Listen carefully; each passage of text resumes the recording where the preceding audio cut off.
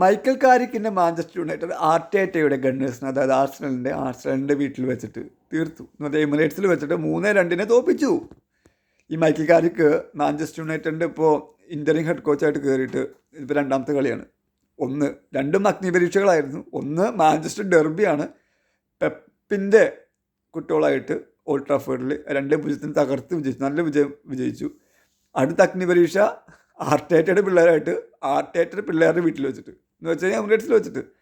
ആ അഗ്നിപരീക്ഷയും മൈക്കൽ കാരിക്ക് മറികടന്ന് 3-2 ജയിച്ചു. ഈ ആർട്ടേറ്റയുടെ പിള്ളേരായിട്ട് എമിറേറ്റ്സിൽ ജയിക്കുക എന്ന് പറഞ്ഞ കാര്യം എളുപ്പമുള്ള കളിയില്ല. 23 കളി ടോട്ടല് പ്രീമിയർ ലീഗ് കഴിഞ്ഞാൽ 23 കളി കഴിഞ്ഞാൽ 3 കളിയാണ് ഈ ആർട്ടേറ്റയുടെ പിള്ളേർ തോറ്റിട്ടുള്ളൂ. അതിപ്പോൾ ഒരെണ്ണം, ആ 3-1 ഇപ്പോൾ ഈ ദിവസം നടന്നു. മാഞ്ചസ്റ്റർ യുണൈറ്റഡിൻ്റെ പിള്ളേർ, കാരിക്കിൻ്റെ പിള്ളേർ എമിറേറ്റ്സിൽ കയറിയിട്ടാണ് മേഞ്ഞു. കളി ഉഷാർ കളിയാണ്. 3 ഷോട്ട് ഓൺ ടാർഗറ്റാണ് മാഞ്ചസ്റ്റർ യുണൈറ്റഡ് ആകെ കൂടിയിട്ട് ഉതിർത്തിട്ടുള്ളൂ. ആ 3 ഗോളാക്കി മാറ്റി. മാഞ്ചസ്റ്റർ യുണൈറ്റഡിന് വേണ്ടി എംബൂമോ ആദ്യ ഗോൾ അടിച്ചു. പിന്നെ ഡോർഗു, എൻ്റെ പൊന്നെ, ആസാദ് ഗോളായിരുന്നു. അത് ചെറുതായിട്ടൊരു ഹാൻഡ് ബോൾ ഉണ്ടോ എന്നൊരു സംശയം ഇല്ലാതില്ല. എനിവേ അത് വാറൊക്കെ പരിശോധിച്ച് അവസാനത്തെ ഗോളെന്ന് വിധിച്ചു. Dorgu amazing goal. ഈ ഈ കുറച്ച് കാലങ്ങളായിട്ട് ഡോർഗു കാണിക്കുന്നൊരു മികച്ച മിന്നലാട്ടങ്ങളുണ്ട്. അത് ടീമിനെ വളരെ ഗുണം ചെയ്യുന്നുണ്ട്. പിന്നെ അവസാന വിന്നിങ് ഗോൾ അടിച്ചത് മത്യാസ് കുൻഹ, പകരക്കാരനായി ഇറങ്ങിയ മത്യാസ് കുൻഹ. നമ്മുടെ സിറ്റിക്കെതിരെ ഡെർബിയിലും അദ്ദേഹത്തിൻ്റെ മികച്ച പ്രകടനം കണ്ടു. അദ്ദേഹത്തിൻ്റെ ഒരു മികച്ച അസിസ്റ്റിലാണ് ഡോർഗു ആ വിന്നിങ് ഗോൾ അടിച്ചത്. വിന്നിങ് ഗോളല്ല, രണ്ടാമത്തെ ഗോൾ അടിച്ചത് 2-0 ആയിരുന്നല്ലോ. മിന്നും പാസും മിന്നും ഗോളായിരുന്നത്. അപ്പോൾ പകരക്കാരനെ ഇറങ്ങി മത്യാസ് കുൻഹ കഴിഞ്ഞ മാഞ്ചസ്റ്റർ ഡെർബിയിലും ഇന്നും അദ്ദേഹം പകരക്കാരനായിട്ട് ഇറങ്ങിയത്. മിന്നൽ പ്രകടനം, ഒന്നുമില്ല, ബോൾ കിട്ടി, ഷൂട്ട് ചെയ്തു, ഷൂട്ട് ചെയ്തു.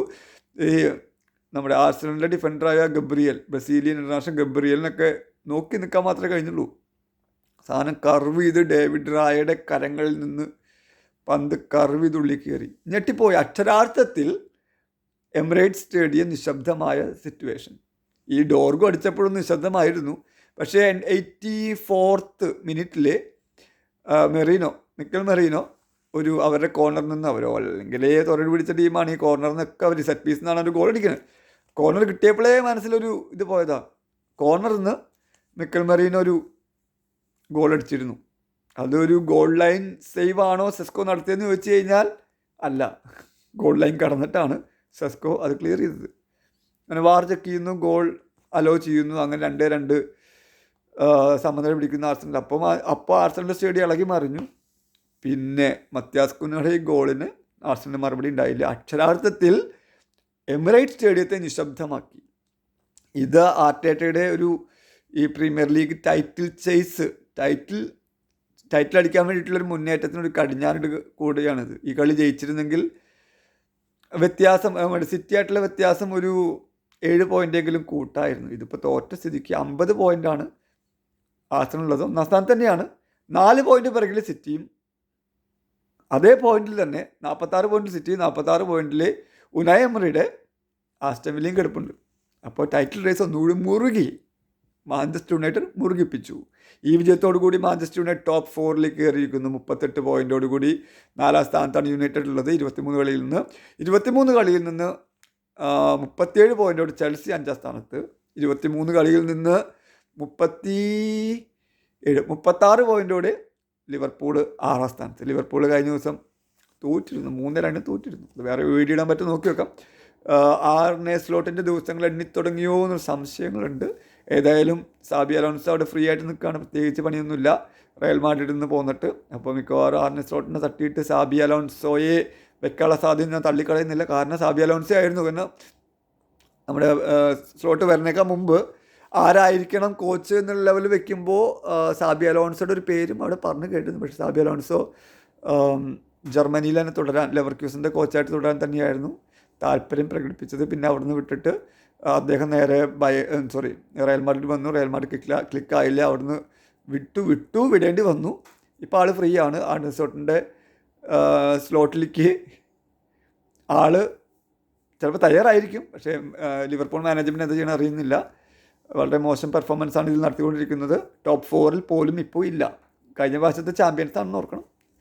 അപ്പോൾ അങ്ങനെയുള്ള സ്ഥിതിക്ക് അവരെന്ത് ചെയ്യാനില്ല. എനിവേ അത് നോക്കേണ്ട കാര്യമില്ല. എനിവേ മാഞ്ചസ്റ്റർ യുണൈറ്റഡ് ജയിച്ചപ്പോൾ ടോപ്പ് 4 എത്തിയിട്ടുണ്ട്. ടോപ്പ് 4 തന്നെ പ്രതീക്ഷ. എന്തായാലും ഈ വിജയം നൽകുന്ന കോൺഫിഡൻസ് ചെറുതല്ല.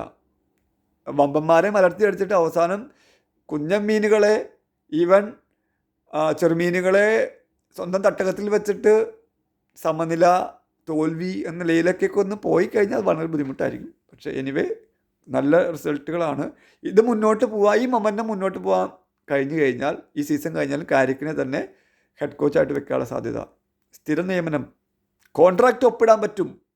അങ്ങനെ കോൺട്രാക്റ്റ് ഒപ്പിടാൻ പറ്റട്ടെ. മികച്ച പ്രകടനം നടത്തിക്കൊണ്ടിരിക്കുന്നത് ഈ വിന്നിംഗ് മൊമെൻ്റ് തന്നെ കൂടിക്കൊണ്ടിരിക്കട്ടെ. Anyway man of the match Harry Maguire മികച്ച പ്രകടനം നടത്തിയത്. ലാമൻസ് പോസ്റ്റിന് മുന്നിൽ മികച്ച പ്രകടനം നടത്തിയത്. എനിവേ ആർട്ടേറ്റയുടെ ടീം തോറ്റിരിക്കുന്നു.